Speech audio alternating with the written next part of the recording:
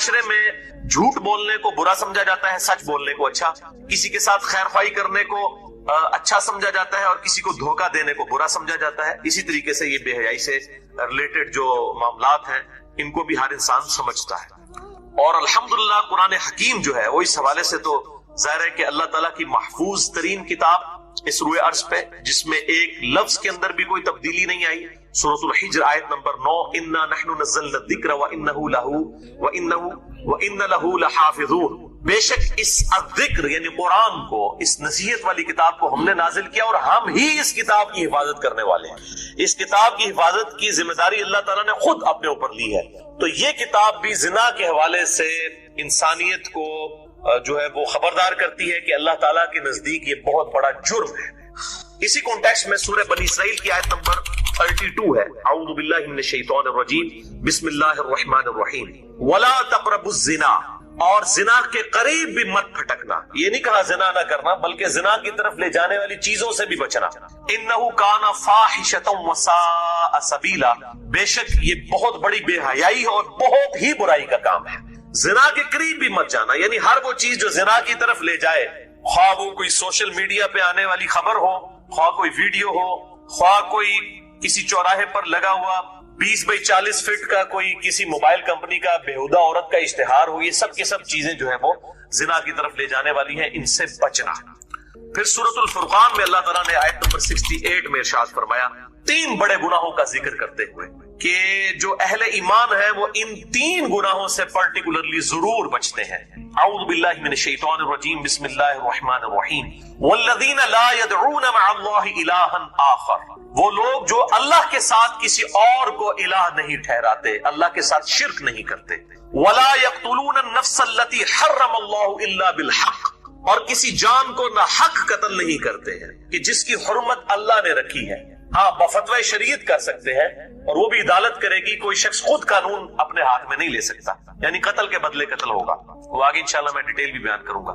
ولا یزنون، اور نہ وہ زنا کرتے ہیں. ومن يفعل ذلك يلقى اثاما، اور جو کوئی یہ گناہ کرے گا ان قریب ان گناہوں کے انجام تک پہنچ جائے گا. تو 3 گناہوں کا ذکر سورۃ الفرقان آیت نمبر 68 میں ہوا.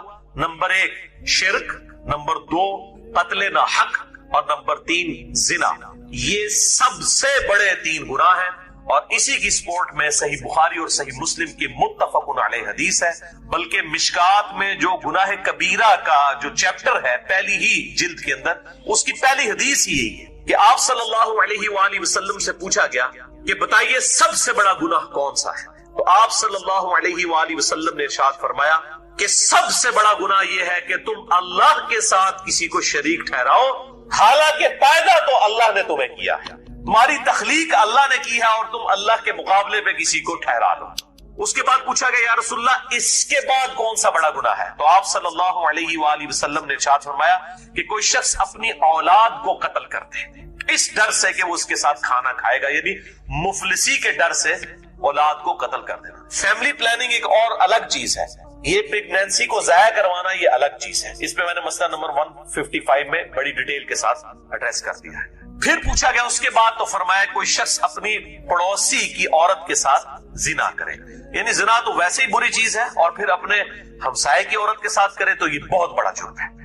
اور پھر آپ صلی اللہ علیہ وآلہ وسلم نے فرمایا کہ اللہ تعالیٰ نے بھی قرآن میں ان 3 گناہوں کی تصدیق کر دی ہے کہ یہ 3 بڑے بڑے گناہ ہیں جن سے اہل ایمان محفوظ رہتے ہیں پوری تغدو کرنے کے بعد. اور پھر آپ صلی اللہ علیہ وآلہ وسلم نے سورۃ الفرقان کی وہی آیت تلاوت کی، آیت نمبر 68 والذین لا يدعون مع اللہ الہا آخر ولا يقتلون النفس التي حرم اللہ الا بالحق ولا يزنون. تو یہ آپ صلی اللہ علیہ وسلم کی بھی عادت تھی کہ آپ اپنی گفتگو کی سپورٹ میں بھی قرآن سے آیات پیش کیا کریں. تو گفتگو کی سپورٹ میں قرآن و سنت کو، احادیث کو پیش کرنا یہ ہمارے محبوب صلی اللہ علیہ وآلہ وسلم کی سنت ہے. اور بھائیو اسی حوالے سے مشکات میں 53 نمبر حدیث ہے، صحیح بخاری اور صحیح مسلم کی متفق علیہ حدیث، اسی چیپٹر میں، کہ آپ صلی اللہ علیہ وسلم نے فرمایا ہے کہ جب زانی زنا کرتا ہے تو وہ اس وقت مومن نہیں رہتا، اس میں سے ایمان نکل جاتا ہے. اور اسی کی ایکسٹینشن ہے سنن ابی داؤد میں ایک حدیث ہے جو مشکات میں 60 نمبر پہ ہے کہ آپ صلی اللہ علیہ وسلم نے فرمایا کہ جب زانی زنا کرتا ہے وہ اس وقت مومن نہیں رہتا. مسلم کے تو الفاظ ہیں اور ساتھ اگلے الفاظ ہیں کہ اس کا ایمان اس میں سے نکل کر اس کے سر پر منڈلانے رکھتا ہے چھتری کی طرح, حتیٰ کہ وہ شخص توبہ کرے اور اللہ کی طرف رجوع لائے تو پھر ایمان واپس آتا ہے. وَلِعَوْذُ بِاللَّهِ تَعَالَى. تو یہ بڑا خطرناک معاملہ ہے, اور اس حوالے سے وہ حدیث بھی بڑی بہت ڈرانے والی حدیث ہے. صحیح بخاری اور صحیح مسلم کی متفق علیہ حدیث ہے, اور مشکات میں موجود ہے انٹرنیشنل نمبر کے مطابق 86 نمبر, کہ آپ صلی اللہ علیہ وآلہ وسلم نے فرمایا کہ آنکھوں کا زنا دیکھنا ہے, کانوں کا زنا سننا ہے, ہاتھوں کا زنا پکڑنا ہے, اور پاؤں کا زنا چل کر جانا ہے, اور دل کا زنا سوچنا ہے. نفس آرزو کرتا ہے اور شرمگاہ اس کی تصدیق کر دیتی ہے. وَلِعَوْذُ بِاللَّهِ تَعَالَى. یہ بہت اس حوالے سے الارمنگ چیز ہے.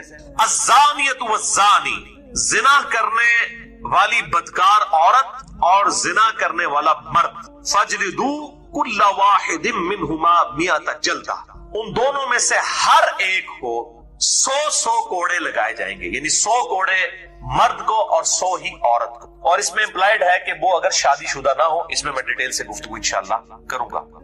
وَلَا تَأْخُذْكُمْ بِهِمَا رَأْفَةٌ فِي دِينِ اللَّهِ, اور دیکھنا اللہ تعالیٰ کی طرف سے یہ سزا اسٹیبلش کرتے ہوئے, یہ حدود جاری کرتے ہوئے تمہارے دل میں کسی کے لیے نرمی نہ آ جائے, جو صحیح بخاری اور صحیح مسلم کی متفق علیہ حدیث ہے, اور مشکات میں بھی موجود ہے.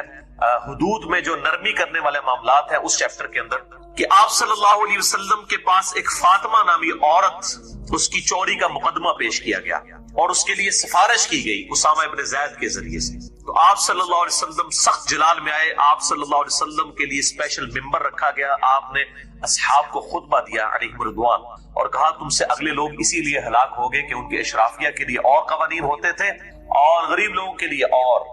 اللہ کی قسم اگر میری بیٹی فاطمہ بھی چوری کر دیتی تو میں اس کے بھی ہاتھ کٹوا دیتا. تو آپ صلی اللہ علیہ وسلم نے, اور پھر آپ صلی اللہ علیہ وسلم نے اس میں صحابہ کرام کو ڈانٹا کہ تم اللہ کے حدود کے معاملے میں مجھ سے نرمی کا مطالبہ کر. تو آپ صلی اللہ علیہ وسلم رحمت للعالمین تھے, کوئی شک نہیں ہے, لیکن جہاں اللہ کی حدود آتی تھی وہاں پھر رام والا معاملہ نہیں ہوگا, بلکہ پھر اللہ تعالیٰ کی جو حدود ہے ان کو اسٹیبلش کرنا ہوگا, ان کو جاری کرنا ہوگا. تو یہ دو الگ چیزیں ہیں, ان کو بات کو سمجھیں.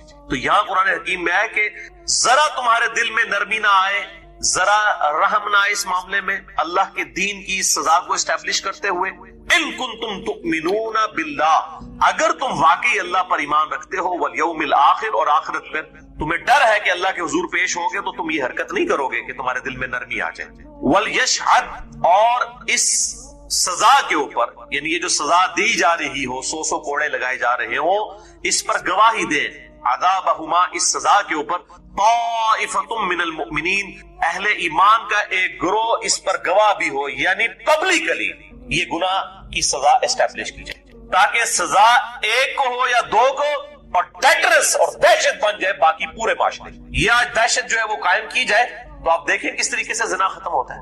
دنیا میں سب سے کم زنا 2 ملکوں میں ہوتا ہے, نمبر 1 سعودیہ, نمبر 2 ایران, کیونکہ وہاں پر اسلامی سزائیں نافذ ہیں, اور سب سے زیادہ زنا امریکہ کے اندر ہوتا ہے. تو ویسے لوگ کہتے ہیں بڑی سخت سزا ہے, حالانکہ انہی سے پوچھیں کہ اگر آپ کسی گورے سے پوچھ لیں جو یہ کہتا ہے سزا سخت ہے, اس کو کوئی سزا کو تو چھوڑو, بتاؤ اگر تمہاری بچی کے ساتھ کوئی یہ کرے وہ کہے گا میں گولی مار دیں گا, تمہاری ماں کے ساتھ کرے وہ کہے گا میں گلا کاٹ دوں. تو جب اسلام نے جب سزا رکھی ہے تو اس کو کہتے ہیں ظالمانہ سزائیں, اور یہ بھی اس میں آگے چل کے آئے گا, یہ اس طرح سزا اسٹیبلش نہیں ہوگی, بلکہ کم از کم 4 گواہ اس حوالے سے پیش بھی کرنے ہوں گے, پھر جا کے یہ سزا اسٹیبلش ہوگی. یہ اتنا آسان معاملہ نہیں ہے. اور ظاہر ہے یہ سزا بھی زنا بالجبر کے اوپر جو ہے وہ صرف اس کو ہی ہوگی جو یہ زیادتی کرے گا, جس کے ساتھ ہوئی اس کے پر سزا نہیں. اور اگر زنا بالرضا کریں گے پھر دونوں کے ساتھ یہ معاملہ ہوگا. پھر شادی شدہ ہوں گے تو سنسار کیے جائیں گے, اور غیر شادی شدہ ہوں گے تو ان کو 100 کوڑوں کی سزا دی جائے گی. اس میں میں ڈیٹیل سے گفتگو کرتا ہوں, پہلے ان آیات کو ہم کور کر لیتے ہیں. تو ڈیٹرنس کے لیے کہا گیا کہ پبلکلی اس گناہ کے اوپر لوگ اس کو ویٹ کریں گے, شہادت دیں گے, تاکہ باقیوں کے لیے عبرت ہو جائے گی. اس حوالے سے دل میں کوئی نرمی نہ آئے. الزانی لا ينکح الا زانیہ, زانی کو نکاح نہیں کرنا چاہیے مگر صرف زانیہ کے ساتھ. یہ بات محاورتاً کی جا رہی ہے کہ زانی تو ہے اس قابل ہے کہ اس کو کوئی زانیہ عورت ہی ملے, کسی شریف عورت کے قابل نہیں ہے وہ. او مشرکہ, یا پھر مشرکہ عورت کے ساتھ. اب یہ عجیب بات ہے کہ دنیا میں جتنے بدکاری میں مبتلا لوگ ہیں، اگر آپ ان سے پوچھیں کہ آپ کی بیوی کیسے ہونی چاہیے تو وہ کہتے ہیں جی وہ نکاب کرے، اور اپنی حرکتیں ان کی آپ دیکھ لیں کس قسم کی ہوتی. تو اللہ تعالیٰ فرما رہا ہے کہ یہ جو اس طرح کے جو بدکار مرد ہیں نا، یہ تو قابل اس کے ہیں کہ ان کو بدکار عورتیں ہی ملیں. یہ انہی عورتوں کے قابل ہیں یا مشرکہ عورتوں کے. وَالزَّانِيَةُ لَا يَنْكِحُهَا إِلَّا زَانٍ، اور زانیہ نکاح نہ کرے مگر ایک زانی مرد کے ساتھ، او مشرک یا مشرک مرد کے ساتھ. وَحُرِّمَ ذَلِكَ عَلَى الْمُؤْمِنِينَ، اور یہ جو زانی عورتیں ہیں یہ اہل ایمان مردوں کے لیے تو حرام کر دی گئی ہے. الا یہ ہے کہ کوئی عورت توبہ کر لے بڑے سچے دل کے ساتھ اور وہ نیکی کے راستے کے اوپر آ جائے تو پھر اس کو ظاہر ہے اس گناہ کے اوپر آر نہیں دلائی جائے گی. اس قسم کی ایمیز بھی مجھے آتی ہیں لوگوں کی طرف سے کہ ہم ایسی عورتیں جو اس قسم کے معاملات میں مبتلا ہیں اگر وہ سچے دل سے توبہ کر لیں تو ہم کیا ان کے ساتھ نکاح کر سکتے ہیں؟ تو بہت نیکی کا کام ہے. اور لیکن ان کو پھر اس ماحول سے دور رکھا ہے کیونکہ ایسی عورتوں کو پھر اس قسم کی برائی کی عادت پڑ چکی ہوتی ہے. وہ نیکی کا کام ہے اگر وہ توبہ کر لیں. والذین یرمون المحصنات، اور جو کوئی تہمت لگاتے ہیں محسنہ پاک باز پاک دامن عورتوں پر، ثم لم یأتوا باربعۃ شہداء، اور اس کے بعد وہ 4 گواہ نہیں پیش کر سکتے. یعنی کسی پر تہمت لگائی کہ اس نے زنا کیا ہے، پھر 4 گواہ نہیں لا سکے، اور 4 گواہ بھی ایسے ہونے چاہیے جو ایگزیکٹ انٹر کورس کی حالت میں جنہوں نے دیکھا ہو. بخاری مسلم کی حدیث اس پر گواہ ہے. صرف ایک بسترے پر دیکھنے سے ان کے اوپر حد نہیں جاری ہوگی بلکہ انٹر کورس کی حالت میں، اور 3 بھی اگر دیکھیں گے چاہے وہ 3 دیکھنے والے صحابی کیوں نہ ہو تب بھی اسٹیبلش نہیں ہوگی جب تک 4 گواہ پورے نہیں ہوں، کیونکہ سزا بہت سخت ہے. اس لیے پھر اصل میں اسلام کنڈیم کرتا ہے کہ اگر کوئی یہ برائی دیکھ بھی رہا ہے اس کے اوپر پردہ ڈال دے. وہ بخاری مسلم میں احادیث آ جائے تاکہ معاشرے میں یہ چیز نہ پھیلے. فَجْلِدُوهُمْ 80 جلدہ، تو جو کوئی ایسی پھر تہمت لگاتے ہیں، اب چاہے انہوں نے صحیح بھی لگائی ہوئی ہے، اگر 4 گواہ نہیں لا سکے تو ان کو پھر 80 کوڑے لگائے جائیں گے. اب دیکھیں ان کو 100 کرنے والوں کو 80 انہوں بھی نیڑے ہی انہیں کے تقریباً ہے نا، تاکہ بھائی تجھے کیا ضرورت تھی اس گناہ کو عام کرنے کی، عدالت میں پیش کرنے کی، تو نے کون سے نیکی کما لی ہے، بجائے یہ کہ ان کو سمجھاؤ ٹھیک ہے توبہ کر لیں. اور یہ بھی یاد رکھیں کہ زنا جب عدالت میں رپورٹ ہوگا نا اسی وقت اور گواہوں کے ساتھ پھر اس کے اوپر معاملات آگے جاری ہوں گے. اگر مرد و عورت نے زنا کیا اور انہوں نے اکیلے میں اللہ سے توبہ کر لی تو یہ توبہ کافی ہوگی، ان کے اوپر حد جاری کرنا ضروری نہیں ہوگا. ونس عدالت میں معاملہ رپورٹ ہو گیا پھر جو ہے ان کے اوپر حد جاری ہوگی اگر وہ اعتراف جرم کر لیتے ہیں. اور یہ ضروری نہیں اگر کسی سے گناہ ہو گیا تو جا کے اعتراف جرم کرے.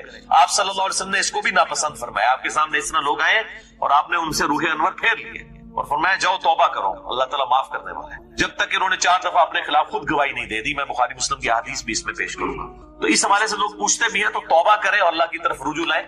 اسی طریقے سے کسی شخص نے چوری کی ہے تو چوری کرنے کے بعد اسے احساس ہوا تو جس کی اس نے چوری کی اس سے جا کر الگ سے معافی مانگ لے تو پھر اس کے ہاتھ نہیں کاٹے جائیں گے، وہ معافی مانگ لینا کافی ہوگا. لیکن ونس عدالت میں رپورٹ ہو گیا اور وہ پکڑا گیا اب وہ کہ جی میں معافی مانگ لینا، میں دگنا دے دینا، نہیں.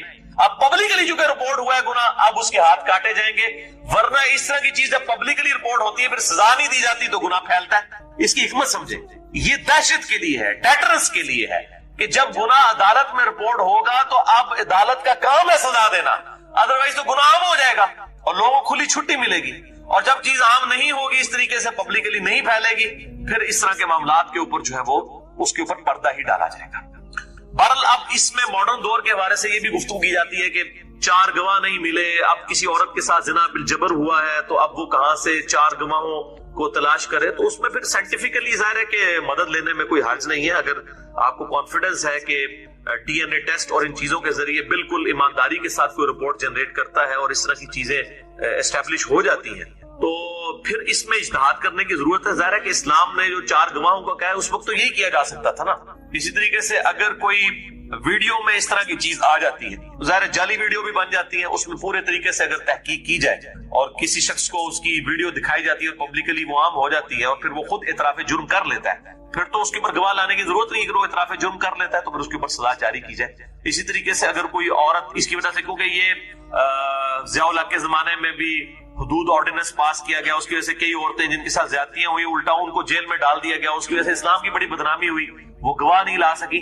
تو اس میں اب سائنس چونکہ ترقی کر چکی ہے اور اگر ڈی این اے ٹیسٹ کے ذریعے یہ چیزیں اسٹیبلش ہو جاتی ہیں کہ واقعی اس طرح کے کوئی معاملات ہوئے ہیں اور وہ پورا ڈیفینیٹ علم ہے تو اس کے بعد پھر کسی چیز کی ضرورت نہیں رہتی. ظاہر اس وقت تو اسی طریقے سے ہی کام کیا جا سکتا تھا نا کہ 4 گواہوں کو لایا جاتا. تو اس معاملے میں جو ہے نا اجتہاد کی ضرورت ہے. ظاہر ہے اجتہاد کا دروازہ تو قیامت تک کے لیے کھلا ہے. اسلامی سزائیں کوئی نہیں بدل سکتا. یہ جو کہتے ہیں نا شریعت بدل دی ہے جی، اب ویڈیو کے اوپر اور ڈی این اے ٹیسٹ کے اوپر فیصلے ہو رہے ہیں تو یہ شریعت بدلی. شریعت نہیں بدلی. شریعت تب بدلی جائے گی جب کوئی چوری اور زنا کی سزا کو بدل دے. حدود تو اپنی جگہ موجود ہے، اس حدود تک پہنچنے کا ذریعہ کیا ہے کہ اگر وہ مجرم خود اعتراف جرم کر لے. میں بخاری مسلم سے حدیث پیش کروں گا. کوئی گواہ نہیں ہے، اس نے خود اعتراف جرم کر لیا. ایک عورت ہے، اس نے خود اعتراف جرم کر لیا. تو اب پیچھے کون سی گنجائش رہ جاتی ہے؟ اس طریقے سے اگر ویڈیو سامنے آ جاتی ہے یا کوئی ڈی این اے ٹیسٹ آ جاتا ہے اور اس کے ساتھ یہ اسٹیبلش ہو جاتی ہے چیز، تو اس کو ساری چیزیں بتائی جائے اور پبلکلی جب چیز آ جائے تو اس کو سزا ضرور دینی چاہیے. ورنہ اگر کسی کے ساتھ ایسا معاملہ ہو گیا ہے، اس کے اوپر پردہ رکھتا ہے تو ظاہر ہے وہ زیادہ بہتر ہے. اور اب تو میڈیا کا دور ہے، الٹا مصیبت ہی پڑ جاتی ہے. یعنی وہ اس طریقے سے پھر جو ہے بدنامی زیادہ ہو جاتی ہے. تو اسلام کی جو حکمت ہے کہ گناہ جو آئے اس طرح کا گناہ تو اس کے اوپر پردہ ڈالنے میں ہی عافیت ہے. ادروائز جو ہے وہ معاملات بہت زیادہ بگڑ جائیں گے. تو میں یہ مطلب یہاں پر اس حوالے سے گفتگو ضروری سمجھتا تھا، اپنا پوائنٹ آف ویو سامنے رکھ دیتا. تو کہا گیا کہ 80 کوڑے لگائے جائیں گے. اس کو پھر ہم قذف کہتے ہیں. یعنی تہمت اور بہتان تراشی کی سزا قذف ہوگی. یعنی وہ اگر گواہ نہیں لا سکا، ظاہر یہ بھی تو پاسبلٹی ہے کہ جھوٹا الزام لگا دے. آج کل تو یہ بھی ہو جاتا ہے نا، جھوٹا الزام بھی لوگ لگا دیتے ہیں لوگوں کے اوپر. تو پھر اس کو 80 کوڑے لگائے جائیں گے. ظاہر وہ پھر اگر اس کے پاس ثبوت نہیں ہے، بغیر ثبوت کے وہ عدالت میں اگر جانا چاہتا ہے تو پھر وہ اپنی شامت پھر اس کی پھر آئے گی. تو وہ پھر یہ ہے کہ اس معاملے کو دبا لیں. یہ کوئی نیکی نہیں ہے کہ وہ جا کے نہیں جی میں خود دیکھا ہے، میں قسم چکنا پاوے تو جنی مرضی قسم چک. گواہی لانی پڑے گی، کوئی پروف پیش کرنا پڑے گا. 4 گواہ لے کے آئے یا کوئی اتنا اسٹرانگ ایویڈنس ہو کہ جو اس کا قائم مقام اس حوالے سے بن جائے. وَلَا تَقْبَلُوا لَهُمْ شَهَادَةً أَبَدًا. پھر ایسے شخص کی شہادت گواہی بھی کبھی نہیں قبول کی جائے گی جس نے اس طریقے سے جھوٹی تہمت لگائی ہے، یا اس نے تہمت تو صحیح لگائی لیکن وہ گواہ نہیں پیش کر سکا، 4 پورے نہیں کر سکا، کوئی اسٹرانگ ایویڈنس نہیں دے سکا. تو اب ایسے شخص کی کسی بھی معاملے میں گواہی قبول نہیں کی جائے گی ہمیشہ کے لیے. وَأُولَٰئِكَ هُمُ الْفَاسِقُونَ. پھر ایسے لوگ ہوں گے فاسق. البتہ إِلَّا الَّذِينَ تَابُوا مِن بَعْدِ ذَلِكَ. ہاں مگر جو کوئی توبہ کر لیں اس کے بعد، وہ اصلحوا اور اپنی اصلاح بھی کر لیں، فإن اللہ غفور الرحیم. تو بے شک اللہ تعالیٰ بخشنے والا ہے اور مہربان ہے. پھر ان کی تو جو ہے اس حوالے سے گواہی توبہ کے بعد قبول کر لی جائے گی. سنن ابی داؤد اور جامع ترمذی میں موجود ہے. مشکات میں انٹرنیشنل نمبر کے مطابق 3579 نمبر 3579 کہ سیدہ عائشہ پہ جن 3 اصحاب نے تہمت لگائی تھی، 2 مرد اور 1 عورت. اور عورت بھی کوئی عام نہیں تھی، ام المؤمنین سیدہ زینب کی بہن تھی، اس پہ بھی، اور سیدنا حسان ابن ثابت پہ بھی، اور ایک اور صحابی تھے. 2 جو ہے وہ مرد صحابی اور 1 عورت. اس کے اوپر پھر قذف لگائی گئی تھی. ان کو 80 کوڑے لگائے گئے تھے جنہوں نے سیدہ عائشہ کے اوپر اس حوالے سے تہمت لگائی تھی. مستح وہ سیدنا ابوبکر کے رشتہ دار بھی تھے. سیدنا مستح رضی اللہ تعالیٰ عنہ اور سیدنا حسان ابن ثابت رضی اللہ تعالیٰ عنہ اور سیدہ زینب کی بہن تھی رضی اللہ تعالی عنہا. ان تینوں کے اوپر جو ہے وہ قذف لگائی گئی، 80 کوڑے لگائے گئے. انشاءاللہ میں اگلی دفعہ ڈیٹیل کے ساتھ ان احادیث کو ڈسکس کروں گا. سورۃ انزلناها وفرضناها. یہ ایک عظیم الشان سورت ہے جو ہم نے نازل فرمائی ہے اور اس میں ہم نے اپنی طرف سے کچھ چیزیں فرض کر دی. یہ شاہانہ انداز کسی اور سورت کا نہیں ہے جو اس سورت کا آغاز ہے، کہ یہ وہ عظیم الشان سورت ہے جو ہم نے نازل فرمائی اور اس میں ہم نے احکام مقرر فرمائے. ظاہر بڑے عام احکام آنے والے ہیں. وَأَنزَلْنَا فِيهَا آيَاتٍ بَيِّنَاتٍ. اور اس میں ہم نے نازل فرمائی ہیں اللہ تعالیٰ کی روشن آیات. لَعَلَّكُمْ تَذَكَّرُونَ. تاکہ تم نصیحت حاصل کر سکو. الزَّانِيَةُ وَالزَّانِي. زنا کرنے والی بدکار عورت اور زنا کرنے والا مرد. فَاجْلِدُوا كُلَّ وَاحِدٍ مِّنْهُمَا 100 جلدہ. ان دونوں میں سے ہر ایک کو 100 کوڑے لگائے جائیں گے. یعنی 100 کوڑے مرد کو اور 100 ہی عورت کو. اور اس میں امپلائڈ ہے کہ وہ اگر شادی شدہ نہ ہو. اس میں ڈیٹیل سے انشاءاللہ کروں گا. وَلَا تَأْخُذْكُمْ بِهِمَا رَأْفَةٌ فِي دِينِ اللَّهِ. اور دیکھنا اللہ تعالیٰ کی طرف سے یہ سزا اسٹیبلش کرتے ہوئے، یہ حدود جاری کرتے ہوئے تمہارے دل میں کسی کے لیے نرمی نہ آ جائے. جو صحیح بخاری اور صحیح مسلم کی متفق علیہ حدیث ہے اور مشکات میں بھی موجود ہے. حدود میں جو نرمی کرنے والے معاملات ہیں اس چیپٹر کے اندر، کہ آپ صلی اللہ علیہ وسلم کے پاس ایک فاطمہ نامی عورت، اس کی چوری کا مقدمہ پیش کیا گیا. اور اس کے لیے سفارش کی گئی اسامہ ابن زید کی، تو آپ صلی اللہ علیہ وسلم سخت جلال میں آئے. آپ صلی اللہ علیہ وسلم کے لیے اسپیشل ممبر رکھا گیا. آپ نے اصحاب کو خطبہ دیا علیہ رضوان، اور کہا تم سے اگلے لوگ اسی لیے ہلاک ہو گئے کہ ان کے اشرافیہ کے لیے اور قوانین ہوتے تھے اور غریب لوگوں کے لیے اور. اللہ کی قسم اگر میری بیٹی فاطمہ بھی چوری کر دے تو میں اس کے بھی ہاتھ کٹوا دوں. آپ صلی اللہ علیہ وسلم نے، اور پھر آپ صلی اللہ علیہ وسلم نے اس میں صحابہ کرام کو ڈانٹا کہ تم اللہ کے حدود کے معاملے میں مجھ سے نرمی کا مطالبہ. تو آپ صلی اللہ علیہ وسلم رحمت للعالمین تھے، کوئی شک نہیں ہے، لیکن جہاں اللہ کی حدود آتی تھی وہاں پھر رام والا معاملہ نہیں ہوگا، بلکہ پھر اللہ تعالیٰ کی جو حدود ہیں ان کو اسٹیبلش کرنا ہوگا، ان کو جاری کرنا. تو یہ دو الگ چیزیں ہیں، ان کو بات کو سمجھیں. تو یہاں قرآن حکیم میں ہے کہ ذرا تمہارے دل میں نرمی نہ آئے، ذرا رحم نہ آئے اس معاملے میں اللہ کے دین کی سزا کو اسٹیبلش کرتے ہوئے.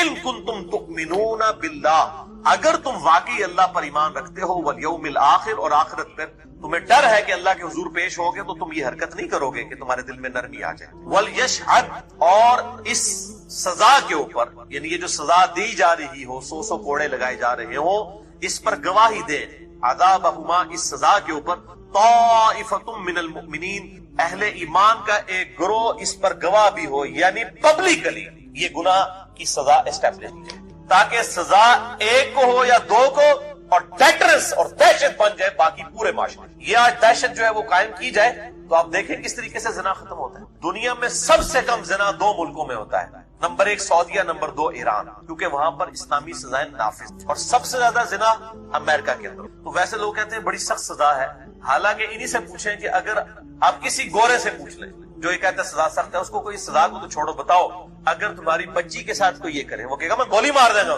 تمہاری ماں کے ساتھ کرے وہ کہے گا میں گلا کاٹ دوں. جب اسلام نے جب سزا رکھی ہے تو اس کو کہتے ہیں ظالمانہ سزا ہے. اور یہ بھی اس میں آگے چل کے آئے گا، یہ اس طرح سزا اسٹیبلش نہیں ہوگی، بلکہ کم از کم 4 گواہ اس حوالے سے پیش بھی کرنے ہوں، پھر جا کے یہ سزا اسٹیبلش. اتنا آسان معاملہ نہیں ہے. اور ظاہر ہے یہ سزا بھی زنا بالجبر کے اوپر جو ہے وہ صرف اس کو ہی ہوگی جو یہ زیادتی کرے گا، جس کے ساتھ ہوئی اس کے پر سزا نہیں. اور اگر زنا بالرضا کریں گے پھر دونوں کے ساتھ ہی. پھر شادی شدہ ہوں گے تو سنسار کیے جائیں گے، اور غیر شادی شدہ ہوں گے تو ان کو 100 کوڑوں کی سزا دی جائے گی. اس میں میں ڈیٹیل سے گفتگو کرتا ہوں، پہلے ان آیات کو ہم کور کر لیتے ہیں. تو ڈیٹرنس کے لیے کہا گیا کہ پبلکلی اس گناہ کے اوپر لوگ اس کو ویٹ کریں گے، شہادت دیں گے، تاکہ باقیوں کے لیے عبرت ہو جائے گی. اس حوالے سے دل میں کوئی نرمی نہ آئے. الزانی لا ينکح الا زانیہ، زانی کو نکاح نہیں کرنا چاہیے مگر صرف زانیہ کے ساتھ. یہ بات محاورتاً کی جا رہی ہے کہ زانی تو ہے اس قابل ہے کہ اس کو کوئی زانیہ عورت ہی، کسی شریف عورت کے قابل نہیں ہے وہ، او مشرکہ، یا پھر مشرکہ عورت. اب یہ عجیب بات ہے کہ دنیا میں جتنے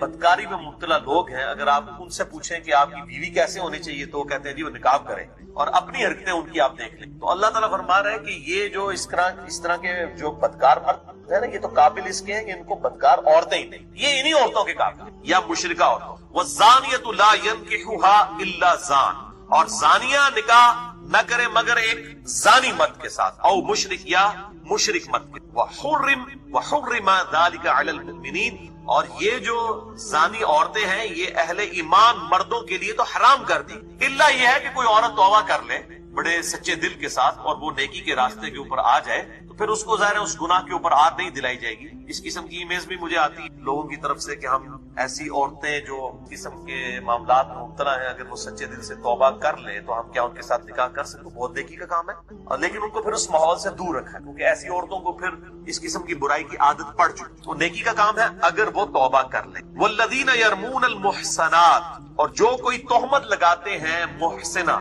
پاک باز پاک دامن عورتوں پر، ثم لم یأتوا بأربعۃ شہداء، اور اس کے بعد وہ 4 گواہ نہیں پیش کر سکتے، یعنی کسی پر تہمت لگائی کہ اس نے زنا کیا ہے، پھر 4 گواہ نہیں لا سکے، اور 4 گواہ بھی ایسے ہونے چاہیے جو ایگزیکٹ انٹر کورس کی حالت میں جنہوں نے دیکھا ہو. بخاری مسلم کی حدیث اس پر گواہ ہے. صرف ایک بسترے پر دیکھنے سے ان کے اوپر حد نہیں جاری ہوگی بلکہ انٹر کورس کی حالت میں، اور 3 بھی اگر دیکھیں گے چاہے وہ 3 دیکھنے والے صحابی کیوں نہ ہو تب بھی اسٹیبلش نہیں ہوگی جب تک 4 گواہ پورے نہیں، کیونکہ سزا بہت سخت ہے.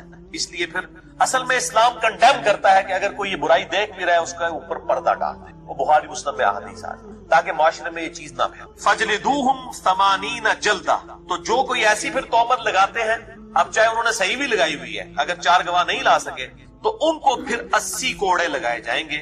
اب دیکھیں ان کو 100 کرنے والوں کو 80 انہوں نے نیڑے نیڑے ہی انہیں کہ تقریباً ہے نا، تاکہ بھائی تجھے کیا ضرورت تھی اس گناہ کو عام کرنے کی، عدالت میں پیش کرنے کی، تو نے کون سے ایسے نیکی کما لی ہے، بجائے کہ ان کو سمجھاؤ ٹھیک ہے توبہ کر لیں۔ اور یہ بھی یاد رکھیں کہ زنا جب عدالت میں رپورٹ ہوگا نا، اسی وقت اور گواہوں کے ساتھ پھر اس کے اوپر معاملات آگے جاری ہوں۔ اگر مرد و عورت نے زنا کیا اور انہوں نے اکیلے میں اللہ سے توبہ کر لی تو یہ توبہ کافی ہوگی، ان کے اوپر حد جاری کرنا ضروری نہیں۔ ونس عدالت میں معاملہ رپورٹ ہو گیا پھر جو ہے ان کے اوپر حد جاری ہوگی اگر وہ اعتراف جرم کر لیں۔ اور یہ ضروری نہیں اگر کسی سے گناہ ہو گیا تو جا کے اعتراف جرم کرے۔ آپ صلی اللہ علیہ وسلم نے اس کو بھی ناپسند فرمایا۔ آپ کے سامنے اتنا لوگ آئے اور آپ نے ان سے روح انور پھیر لی اور فرمایا جاؤ توبہ کرو، اللہ تعالیٰ معاف کر، جب تک کہ انہوں نے 4 دفعہ اپنے خلاف خود گواہی نہیں دے دی۔ میں بخاری مسلم کی حدیث۔ تو اس حوالے سے لوگ پوچھتے بھی ہیں تو توبہ کریں اور اللہ کی طرف رجوع لائیں۔ اسی طریقے سے کسی شخص نے چوری کی ہے تو چوری کرنے کے بعد اسے احساس ہوا تو جس کی اس نے چوری کی اس سے جا کر الگ سے معافی مانگ لے تو پھر اس کے ہاتھ بھی کاٹے جائیں گے، وہ معافی مانگ لینا کافی۔ لیکن ونس عدالت میں رپورٹ ہو گیا اور وہ پکڑا گیا، اب وہ کہ جی میں معافی مانگ لینا، میں دگنا دے دینا، نہیں، اب پبلکلی چونکہ رپورٹ ہوا ہے گناہ، اب اس کے ہاتھ کاٹے جائیں گے۔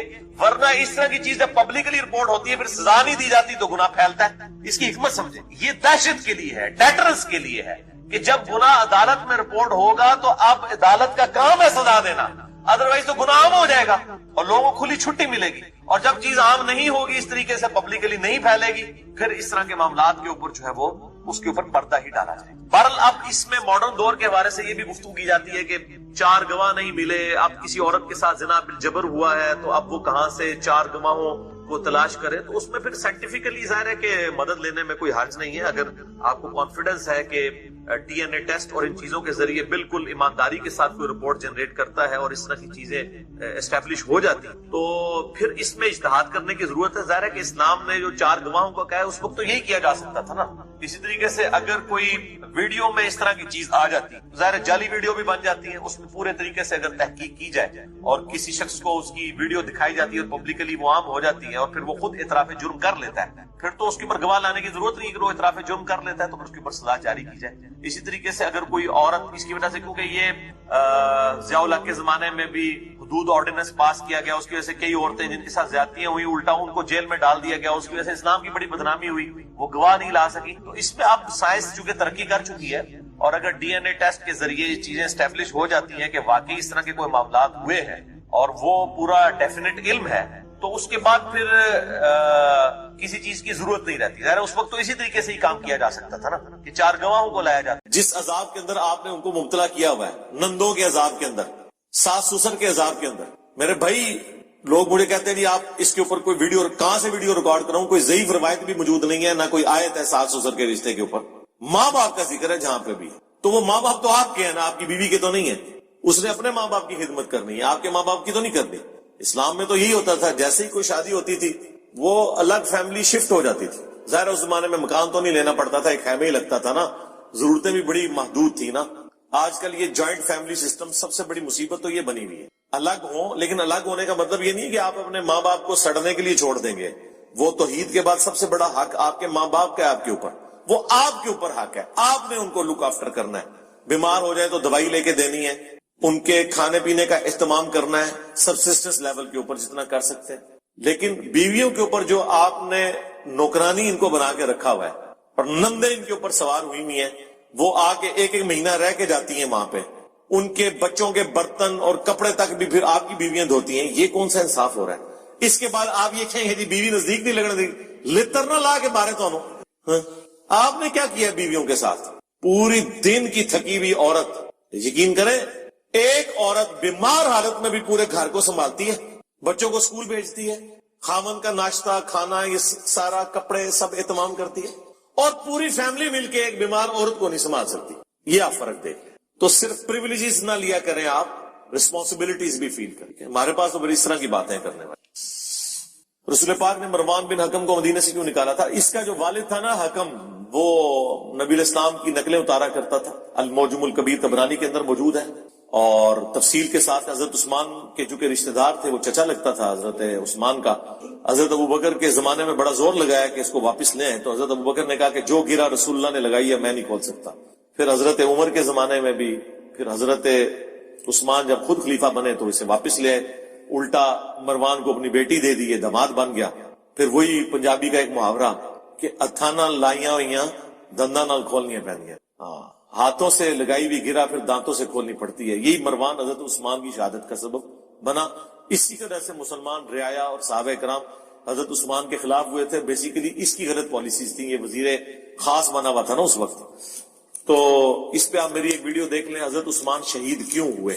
اس میں نے اور چیزیں بھی اس کے حوالے سے بتائی. وہ اس کتب ابدال کے نام کس نے رکھے ہیں؟ کہانیاں ہیں, ٹائم قیمتی ہے. بائبل پر عمل کرنے کا قرآن میں مسلمانوں کو حکم ہے, تو مسلمان بائبل پر عمل کریں. کہاں جی کس آیت کے اندر حکم ہے کہ بائبل کے اوپر عمل کرو مسلمانوں کو؟ قرآن تو یہ کہتا ہے کہ اگلی کتابوں کے اوپر مہیمن ہے, یہ کتاب نگہبان ہے. قرآن تو کہتا ہے اگلی کتابیں ٹیمپر ہوئی ہیں سوائے ان باتوں کے جو قرآن کے مطابق ہیں. اچھا باقی وہ کہہ رہے ہیں جی اس میں سورۃ البقرہ کی آیت نمبر 136 میں حکم ہوا ہے. جی یہ قرآن ہے, اور ابھی سورہ البقرہ کی آیت نمبر 136 کھول کے آپ کو اس کا فارم بھی سمجھا دیتے ہیں کہ وہ کیا بات ہوئی ہے. قرآن میں جہاں کہیں بھی یہ ذکر ہوگا تو وہ ان باتوں کے ساتھ ہے جہاں پہ باقی ساری کی ساری چیزیں جسٹیفائی ہو رہی ہوں. قرآن ہی بتا رہا ہے نا کہ انہوں نے چند ٹکوں کے عوض اللہ کی آیات بیچی ہیں, اپنی مرضی کے فتوے دیے ہیں, تعریف کی ہے ان کے اندر. تو اس میں تو یہ کوئی ذکر نہیں ہے. اس میں تو ہے قولوا آمنا باللہ وما انزل الینا وما انزل الی ابراہیم. یا اہل ایمان تم مشرکین اور یہود و نصارہ کے اگینسٹ اپنے ایمان کا اظہار کرو.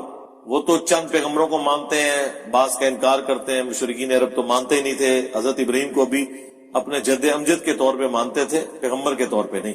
تو بتایا جا رہا ہے کہ ہم تو ایمان لاتے ہیں اللہ پر اور جو ہماری طرف نازل ہوا, وما انزل الی ابراہیم, اور جو ابراہیم کی طرف, و اسماعیل و اسحاق, اور اسماعیل اور اسحاق, و یعقوب والاسباط, اور یعقوب اور ان کے بیٹوں کی طرف بنی اسرائیل, یعنی وما اوتی موسیٰ و عیسیٰ, اور جو کچھ عطا ہوا موسیٰ کو اور عیسیٰ کو, وما اوتی النبیون من ربہم, اور جو کچھ بھی عطا ہوا پیغمبروں کو ان کے رب کی طرف سے, لا نفرق بین احد منہم, ہم ان میں کوئی فرق نہیں کرتے, یعنی ایمان لانے میں سارے برابر ہیں.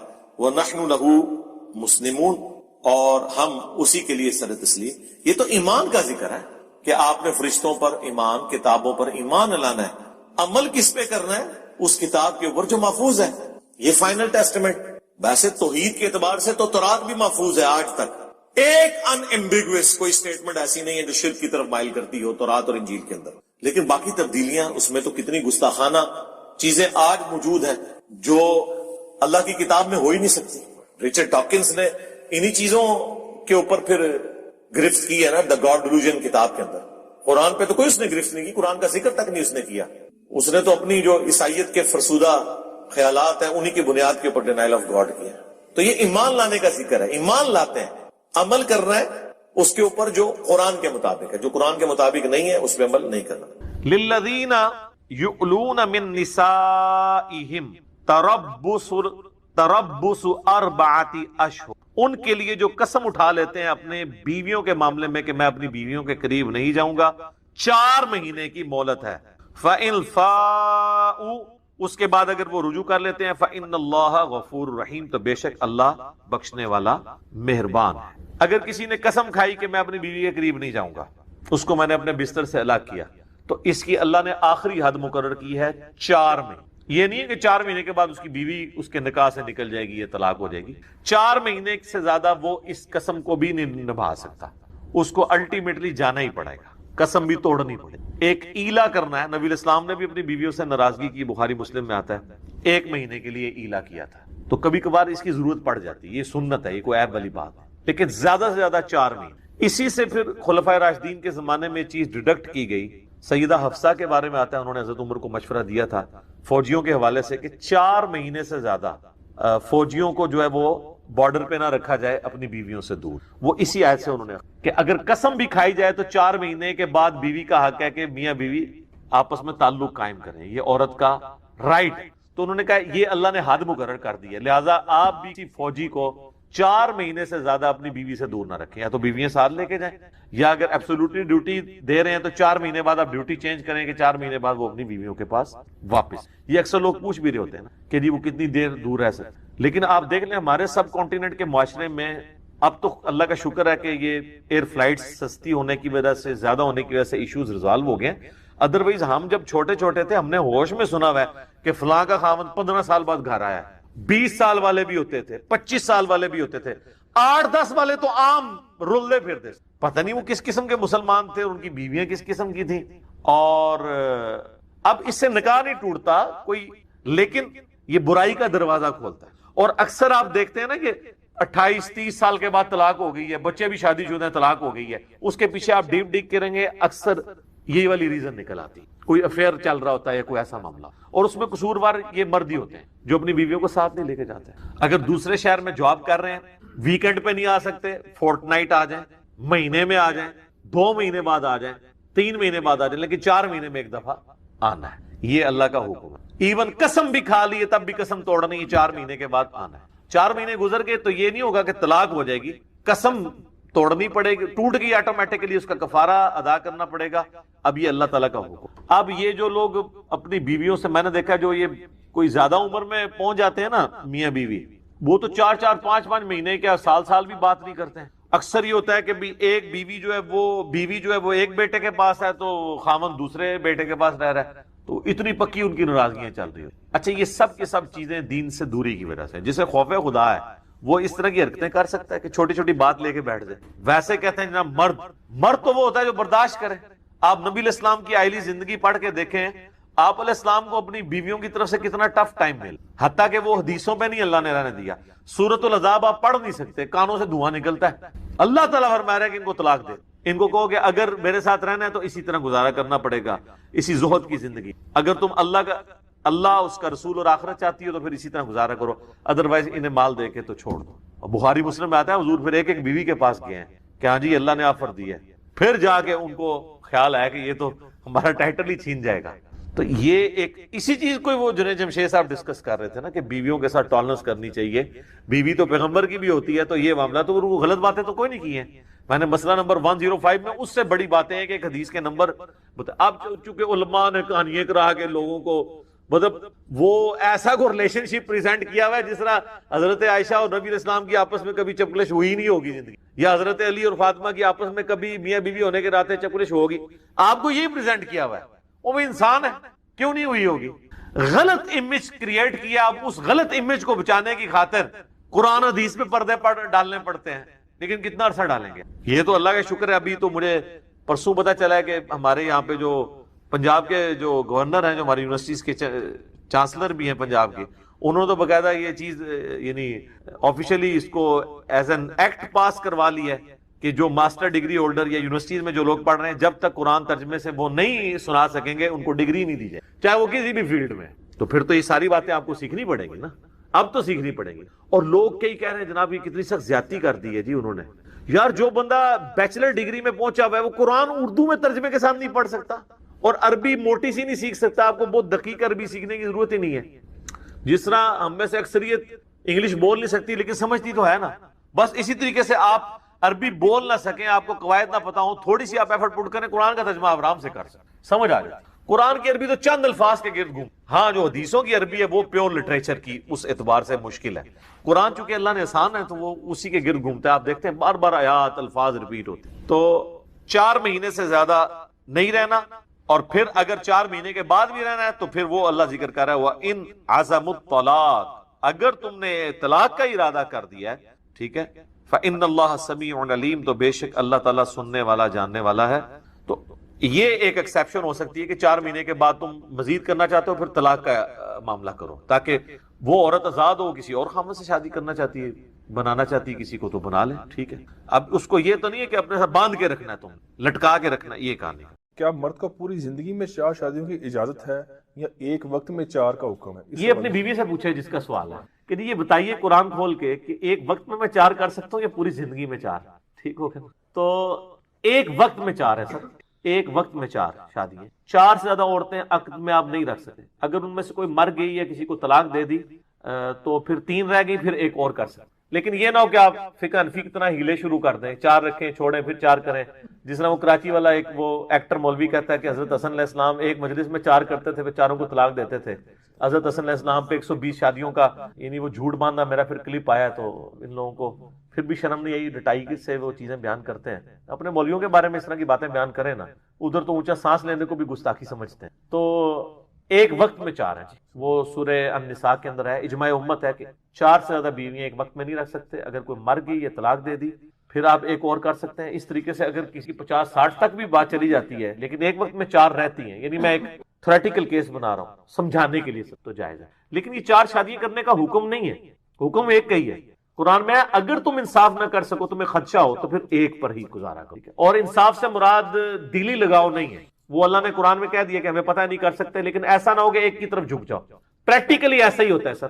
جب دوسری تیسری شادی ہوتی ہے نا تو پہلی جو ہے نا وہ اسٹیک پہ لگتی, میں نے تو ابھی تک دیکھا ہے, اللہ یہ کہ کوئی بہت نیک آدمی ہو. یعنی ہمارے جو پٹھان ہے نا کے پی میں, وہاں پہ 2-2 3-3 بیویاں ایک ہی گھر میں اکٹھی رہ لیتی ہیں. پنجاب میں تو ایسا نہیں ہوتا جی. اور میں یہ کہتا ہوں کہ جی جو بندہ دین کا کام کر رہا ہے نا جی آج کے دور کے, اس کے لیے تو ایک سنبھالنے بھی مشکل ہو رہی ہے. صحیح بات ہے, مشکل کام ظاہر ہے, یہ خود بہت بڑی ڈیوٹی ہے نا جی. تو باقی جنہوں نے اپنی عورتوں کو مدرسے کھول کے دینے ہیں, وہ جس طرح پٹھانوں کے بچے جتنے زیادہ ہوتے ہیں اتنی کمائی کا ذریعہ ہوتا ہے, اس طرح بیویاں بھی جن کی زیادہ ہوں گی, ہر بیوی کا ایک مدرسہ ہوگا, اس کا علیحدہ چندہ ہوگا, وہ تو پھر 4-4-5 مطلب کرتے ہیں لوگ, کریں گے, ان کو تو نہیں کوئی روک سکتا. تو وہ بیسیکلی تو وہ پیچھے موٹیو یہ بھی ہوتا ہے, وہ کہتے ہیں نہیں جی اے جی انہوں نے دین دی خاطر بیاہ کیتا ہے. دیکھو نا اے جڑی نکی والی ہے بچیاں دا مدرسہ چلا رہی ہے, وہ پہلے کی کاری سی, وہ پہلے شاگردنی بنی ہوئی سی, ٹھیک ہے نا, اور شاگردنی سی, وہ بیوی نہیں تھی, شاگردنی تھی. یہ اس طرح کی چھپی دوستی تو اسلام کے اندر الاؤ نہیں ہے نا. ایک مرد کا کیا کام ہے عورت کو جا کے پڑھائے, وہ پہلے اسٹوڈنٹ بنتی ہیں. اور جسے میں نے آپ کو بتایا نا, شری تھانوی صاحب نے ایک شاگردنی کے ساتھ شادی کر لی. یعنی یہ جو کچھ کر رہے ہیں نا, پرانے بزرگ بھی یہی کچھ کرتے تھے. پھر باقاعدہ ایک خواب انہوں نے نقل کروایا الامداد رسالے میں کہ جی ایک مرید نے خواب دیکھا کہ جی حضرت عائشہ جو ہیں وہ آپ کے گھر آئی ہیں, اور اتنی نعوذ باللہ گندی انہوں نے تعبیر کی. انہوں نے کہا جی اس سے مجھے لگا کہ کم سن عورت میرے ہاتھ لگے گی, یعنی آری ماں ہے, اور اس کو کس طرح اس کی تعبیر کر دی. اور یہ خواب آیا بھی تھا, بیان کرنے کی ضرورت ہے. اصل میں جو انہوں نے کام ڈالا ہوا تھا نا, اس کی جسٹیفیکیشن کے لیے خواب بنایا جاتا ہے. ورنہ لوگوں نے کہا تھا یار شاگردنی ہے تو بیاہ کر لیا, تو انہوں نے کہا یہ خواب ہی بشارت ہوئی سی نا, یہ پیچھے ریزن ہے. اور میں نے بتایا اس دن ایک بریلوی عالم آئے, انہوں نے بڑی پیاری بات کی. انہوں نے کہا پرانے زمانے میں, عمران بھائی یہ آپ کے لیے انٹرسٹنگ بات ہوگی, ظہور احمد فیضی صاحب آئے تھے خصائص علی پہ جنہوں نے کام کیا, 3-4 گھنٹے رہے, بڑی اچھی. وہ فرمانے لگے کہ پرانے زمانے میں لوگ حدیثیں گھڑا کرتے تھے, کیونکہ نبی علیہ السلام سے قریب زمانہ تھا. کوئی سند پوچھتا تھا, 5-6 بندوں کے نام یاد ہوتے تھے, وہ سنا دیتے تھے. آج 1400 سال میں ان کو کم از کم 100-150 بندہ تو ڈالنا پڑ جائے گا. اتنی لمبی سند تو کسی کو یاد نہیں ہوتی. تو اب لوگ خواب گھڑتے ہیں تاکہ سند کی ضرورت نہ پڑے. ایک اسلامی بھائی کا بیان ہے, نبی علیہ السلام خواب میں آیا, فرمایا ملتان شریف میں اجتماع کرو. ایک اسلامی بھائی کا بیان ہے کہ رائیونڈ اجتماع میں جتنے لوگ شریک ہوئے سب کی مغفرت کر دی گئی. ایک اسلامی بھائی کا بیان ہے کہ جی ملتان اجتماع میں, یہ ساری طرف ہے. یہ صرف ملتان کے اجتماع کا مسئلہ نہیں ہے, یہ رائیونڈ کے اجتماع کا بھی مسئلہ ہے. جی صحابہ کرام سمیت نبی علیہ السلام تشریف لے آئے روحانی طور پہ. ظاہر ہے جب قاسم نوتوی صاحب قبر سے 6 سال کے بعد نکل کے آ سکتے ہیں تو پھر نبی علیہ السلام کی تو شان ہی بہت بڑا. تو یہ ساری باتیں جھوٹ. تو یہ چیزیں مطلب گھڑتے ہیں, اس میں رنگ بھرتے ہیں, پیچھے ہی ہوتے ہیں. دیکھیں اب عورتوں کی شادی سے بات کہاں سے کہاں چلی, کیوں چلی گئی؟ کیونکہ نہ میں وابی نہ میں بابی, میں ہوں مسلم علمی کتابی. تو علمی کتابی باتیں بھی ہم ساتھ ساتھ کر دیں. بد کردار مردوں کے لیے بد کردار عورتیں اور نیک مردوں کے لیے نیک عورتیں والی بات کہاں تک درست ہے؟ جبکہ فرعون کی بیوی سیدہ آسیہ تو نیک خاتون, وہ نیک خاتون تھی, کوئی شک نہیں ہے. اور یہ جو آیت ہے یہ بھی آؤٹ آف کانٹیکسٹ لی گئی ہے, سورہ نور کی آیت ہے کہ اللہ تعالیٰ فرماتا ہے کہ پاکیزہ مردوں کے لیے پاکیزہ عورتیں ہیں, بدکار مردوں کے لیے بدکار عورتیں ہیں, اسی طریقے سے بدکار عورتیں بدکار مردوں, یعنی وہ سب اس کے ساتھ ہی آتا ہے. سورہ نور آپ پڑھ لیجئے گا, اس میں ڈیٹیل کے ساتھ میں نے اس کے اوپر لیکچر بھی دیا ہوا ہے, مسئلہ 158 زنا کی سزا. اور یہ سب وہ اس کے سٹارٹ میں سورہ نور کے آتا ہے, اس میں یہ بھی آتا ہے کہ زناکار مرد کو تو چاہیے صرف زانیہ عورت سے ہی نکاح. یعنی اللہ تعالیٰ فرماتا ہے کہ یہ قابل اس کے ہی ہیں کہ یہ مشرک اور زانیوں سے زناکار کریں. اسی طریقے سے بدکار عورتیں قابل اس کے ہی ہیں کہ وہ بدکار مردوں کے انڈر ہوں, اور بدکار مرد اس قابل ہیں کہ ان کی بیویاں بھی بدکار ہوں. ایک یہ معنی ہے, یہ رول نہیں اللہ نے بتایا کہ جو نیک ہے تو اس کی بیوی ضروری نیک ہوگی, یا کوئی عورت اگر نیک ہے تو اس کا خاوند ضروری نیک ہوگا, یہ نہیں کہا گیا. یا جنت میں نیکوکاروں کو نیک بیویاں ملیں گی, اور جو نیکوکار عورتیں ہیں ان کو نیکوکار مرد ملیں گے. ٹھیک ہے, وہ یوٹیوب پہ میرا کلپ ہے جنت میں عورتوں کو کیا ملے گا، وہ آپ دیکھ، میں اس کو سکپ کر. تو یہ ان معنوں میں بات ہوئی ہے، یہ نہیں ہے کہ مطلب دنیا میں کوئی نیک ہے تو اس کی بیوی ضروری نیک ہوگی، ورنہ حضرت لوط علیہ السلام اور نوح علیہ السلام دونوں کی بیویاں کافرات. سورہ تحریم کا آخری رکوع پڑھ کے دیکھ لیں، اللہ تعالیٰ فرماتا ہے کہ یہ دونوں ہمارے نیک بندوں کے انڈر تھی، لیکن کوئی نیک بندے ان کے کام نہیں آ سکے اور اللہ سے چھڑا بھی نہیں سکیں گے ان کو، کہ جی وہ یا تو لوگ کہتے ہیں نسبت ہے جناب، جو کچھ بھی ہے نسبت تو ہماری اونچی ہے نا. اور یہاں پہ آپ دیکھیں اعوذ باللہ من الشیطان الرجیم، پارہ نمبر ہے 28 کا آخری اور رکوع سورہ التحریم. اللہ تعالیٰ فرماتا ہے وَضَرَبَ اللَّهُ مَثَلًا لِلَّذِينَ آمَنُوا امْرَأَتَ فرعون. اللہ تعالیٰ مثال بیان کرتا ہے ایمان والوں کے لیے فرعون کی بیوی کی. اذ قالت رب ابنی لی عندک بیتا فی الجنہ، جب انہوں نے اللہ کے حضور التجا کی کہ میرا خاوند تو کافر ہے، مجھے جنت میں میرے لیے گھر بنا. وَنَجِّنِي مِن فرعون، اور مجھے نجات دے دے فرعون وعملہ اور اس کے عمل سے. وَنَجِّنِي مِن القوم الظالمین، اور نجات دے دے مجھے ظالموں سے. ایک تو یہ اس سے پہلے ذکر ہے ضرب اللہ مثلا للذین کفروا امرأۃ نوح، اللہ مثال بیان کرتا ہے کفر کی نوح علیہ السلام کی بیوی، وامرأۃ لوط اور لوط کی بھی، حالانکہ دونوں انبیاء بیویاں کافر ہیں. کانتا تحت عبدین من عبادنا صالحین، وہ دونوں عورتیں ہمارے دو نیک ترین بندوں کے عقد میں تھی. فخانتہما، لیکن انہوں نے خیانت کی اپنے خاوندوں. فلما یغنیا عنہما من اللہ شیئا، اب ان کو اللہ کے مقابلے میں کوئی چیز بچا نہیں سکتی. وقیل ادخلا النار مع الداخلین، تو اللہ نے ان کو کہا تم بھی داخل ہو جاؤ دوزخ میں دوستیوں کے ساتھ. بیویاں نبیوں کی ہیں تو ایسا ہو سکتا. البتہ یہ چیز ہے کہ نبیوں کی کوئی بیوی بد کردار کبھی نہیں، کافرہ تو ہوئی ہیں، بد کردار نہیں، یہ پروٹوکول. اور باقی یہ کہ عموماً کہا جاتا ہے جوڑیاں آسمانوں پہ بنی ہیں. اگر آپ ویسے میجارٹی جوڑیاں دیکھیں نا، وہ واقعی ایک دوسرے سے آتے ملتی ہوتی ہیں. Exceptions are always. دنیا میں اللہ تعالیٰ نے کوئی چیز پرفیکٹ نہیں نہ رکھی. کیوں؟ کیونکہ پرفیکٹ اللہ ہے. دنیا میں ہر جگہ آپ کو کہیں نہ کہیں کمزوری اللہ تعالیٰ ضرور چھوڑ، تاکہ پتہ چلے یہ مخلوق اور خالق کا. یہاں پہ بھی میجارٹی جوڑیاں یہی ہیں کہ جو اچھے مرد ہوتے ہیں اچھی عورتوں کی تلاش میں ہوتے ہیں، ان کو اچھی عورتیں مل جاتی ہیں. اکا دکا بندوں کے ساتھ مس ایپ بھی ہوتا ہے، اوورال مل جاتا ہے. جب آپ کی پرائرٹی نیکی ہوگی تو آپ کو نیک مل جائے گی. اس طرح جو عورتیں اچھے مردوں کی تلاش میں ہوتی ہیں ان کے پاس اچھے رشتے آتے ہیں، بعض خود ہی وہ ٹکرا دیتی ہیں نا، تو بعد میں بھگتتی ہیں پھر، اور جب وہ ایکسیپٹ کر لیتی ہیں تو ان کی زندگی اچھی گزرتی ہے. تو یہ نہیں ہے کہ دنیا میں جو نیک مرد ہے اس کو ضرور نیک عورت ہی ملے. یہاں تو بدکار قسم کے مرد ہیں نا، جو پورا دن یعنی ڈیٹے مارتے رہتے ہیں کالجز میں یونیورسٹیز میں. ان سے اگر پوچھے نا کہ آپ کی بیوی کیسے ہونی چاہیے، کہتے ہیں پردہ کرنی چاہیے. تو تو کیا کرنا ہے؟ ایسے نال نہیں لبے گی جس سے تو کام کرنا ہے. دوسروں کے بارے میں آپ یہ دیکھ رہے ہیں، کر رہے ہیں، اور اپنے بارے میں یہ سوچ رہے ہیں کہ جی مجھے بڑی اچھی بیوی ملنی چاہیے، تو آپ پھر کام بھی اچھے کاموں والے کریں. تو یہ ایک رول اس طرح نہیں ہے، بلکہ اس کے دونوں معنی ہو سکتے ہیں جو میں نے بیان